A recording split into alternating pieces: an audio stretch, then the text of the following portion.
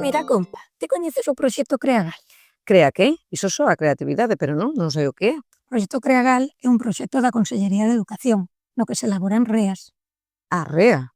A REA non, FREAs. E iso que é? Os REAs son recursos educativos abertos, feitos por profesorado galego para o profesorado. Son materiais con licenza aberta onde atoparás situacións de aprendizaxe motivadoras que podes cambiar, recortar, ampliar, todo o que queiras. Ademais, están feitos cun enfoque de diseño universal de aprendizaxe, vamos, o que se coñece por DUA.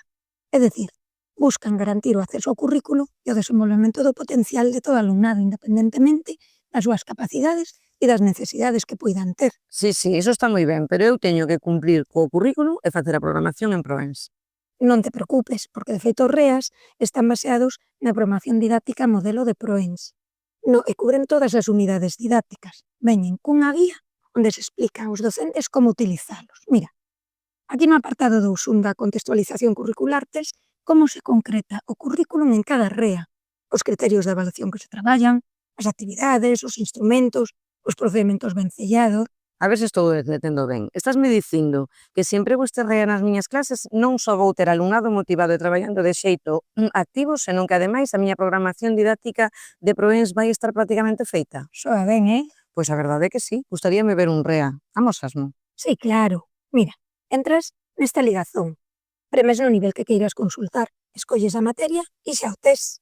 Pero aquí hai moito contido, non sei se terei tempo de mirar todo isto. Déixeme seguir cos meus apuntamentos que me funcionan moi ben na aula e xa teño o meu curso feito en Edisgal. Non, muller, xa verás que non é para tanto. Mira, todos os REA teñen a mesma estrutura.